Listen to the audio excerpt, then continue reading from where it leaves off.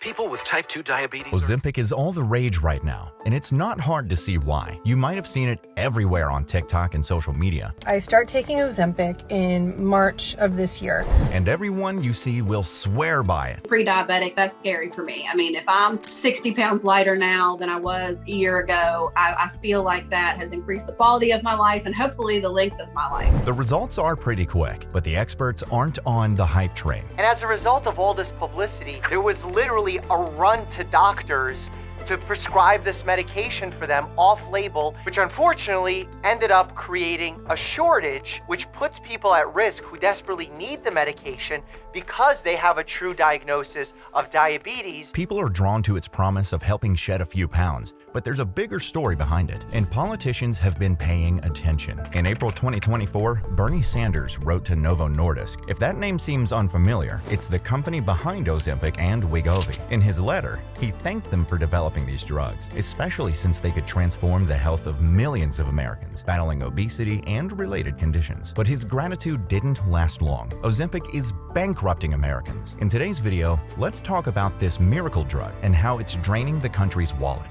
While Sanders recognized the drug's potential, he was quick to point out the huge barrier: cost. If prices don't drop, they could push Medicare, Medicaid, and the entire healthcare system to the brink. And Sanders isn't the only one concerned. Fans of Ozempic and its siblings, like Eli Lilly's Mounjaro and Zepbound, have similar feelings. All of these medications work by mimicking a hormone called GLP-1. It basically tricks the body into slowing digestion and lowering blood sugar. The result? Patients lose some major weight, 12.4% on average with Wegovy, and up to 18% with Zepbound. This weight loss reduces the risk of life-threatening conditions like type 2 diabetes, heart disease, and strokes. Unfortunately, insurance rarely covers these drugs for weight loss alone, and Medicare is legally barred from doing so, despite their potential to prevent more serious health issues. Dr. Lauren Eberle is a cardiologist from the University of Pennsylvania. She believes that these drugs are game changers in the fight against obesity. But despite their benefits, the cost is sky high. For example, Ozempic drains your wallet of over $12,600 per year. Wegovy is even worse. It can cost you nearly $17,600 annually. It's not just these two drugs though. Mounjaro and Zepbound aren't much cheaper. Mounjaro runs about $13,900 a year, and Zepbound costs around $13,800 per year. Many experts believe these prices are way too high, and if you look at the comparisons, you'll see why. In the United States, the cost of these GLP-1 drugs is jaw-dropping by any standard. In the US, a 28-day supply of Wegovy costs $1,349, compared to just $186 in Denmark, $137 in Germany, and $92 in the UK.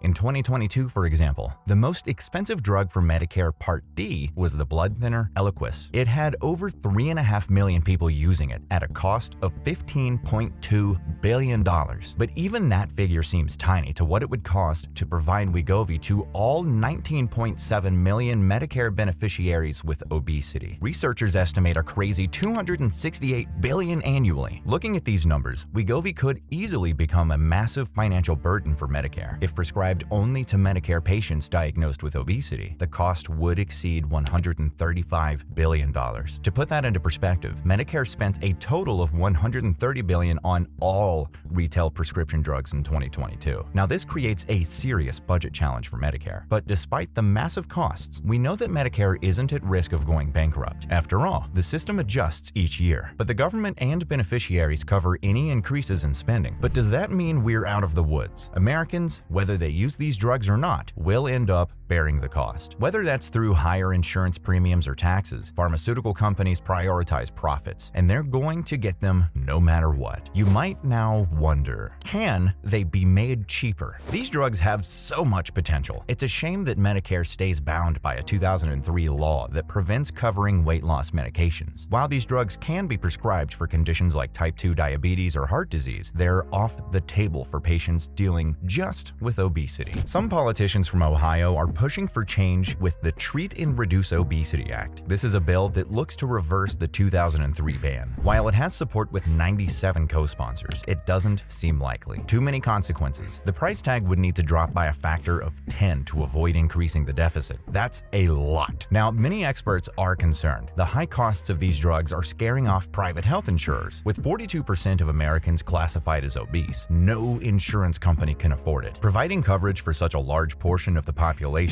is almost impossible, without some form of price reduction or policy change, of course. So, what's the solution? Well, no one's sure, but one option could be for the federal government to negotiate discounts with the drug makers, Novo Nordisk and Eli Lilly. Thanks to the Inflation Reduction Act, Medicare has the power to negotiate lower prices for 10 medications each year. And some experts believe GLP-1 drugs might take that list in the near future. And hey, private insurers have some leverage too. With two companies competing in the same space, insurers could pit Novo Nordisk against Eli Lilly. This way, they'd be forced to compete for coverage. But why are they so expensive in the first place? There's some evidence that Novo Nordisk and Eli Lilly could actually reduce the price of their drugs if they wanted to. Right now, Novo Nordisk charges $968.52 for a 28-day supply of Ozempic, and that's regardless of whether the dose is 1/2, 1, or 2 milligrams per pen. Wegovy costs even more at $1,349.02 every 28 days, no matter the dosage. But here's where the conspiracy comes in. Did you know that according to a 2022 study, a 2.4 milligram weekly dose of semaglutide, yep, the active ingredient in Ozempic, could be made for just $40 a month? That's right. Melissa Barber, a public health economist, and her team discovered that producing a 30-day supply, typically used for diabetes, could cost as little as 89 cents. Even if you add a hefty 50% profit margin, the price would still only be about $4.73 a month. So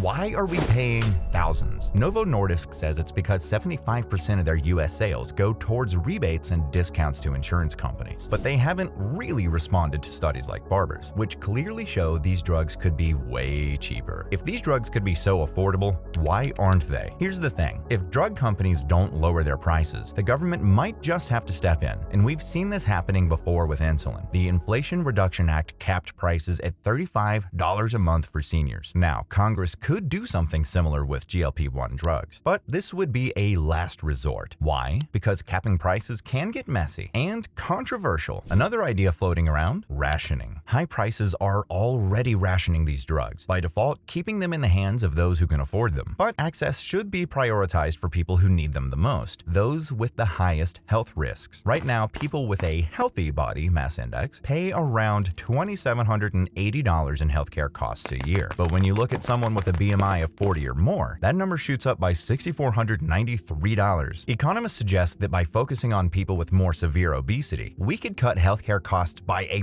big margin. This might seem all idealistic, but there's some hope. Even if nothing changes, prices are expected to drop eventually. As new drugs hit the market and competition heats up, the cost will come down. We've seen it happen with hepatitis C and HIV treatments. Once the generics arrive, prices could fall fast. Public outcry could also play a role here. If enough people demand affordable access, lawmakers might feel the heat and take faster action. It's happened before, and it could happen again. We already know they work, but the risks are there, especially since no one really knows what the long-term effects of Ozempic are. The first trial studying its impact on obesity was only in 2021, and we still don't have any research on how it affects mental health or those using it for just cosmetic weight loss. One thing we do know, if you stop taking Ozempic, 2/3 of the weight you lost comes right back within a year. So ongoing treatment is recommended, but for how long? That's the million-dollar question. And so far, no one has a clear answer. The longer you stay on these drugs, the higher the risks. Short-term use already comes with a handful of side effects: gallstones, thyroid issues, and even kidney disease. So you have to ask yourself, what could happen over years of use? With all these unknowns, Ozempic might not be the miracle drug it's called, because it may help with weight loss, but there are a lot of factors worth considering. Before you jump on the hype train, think about the high prices and potential side effects. Want to learn more about the latest health trends and other solutions? Hit that subscribe button and stay tuned for our next video. Until then, thanks for watching.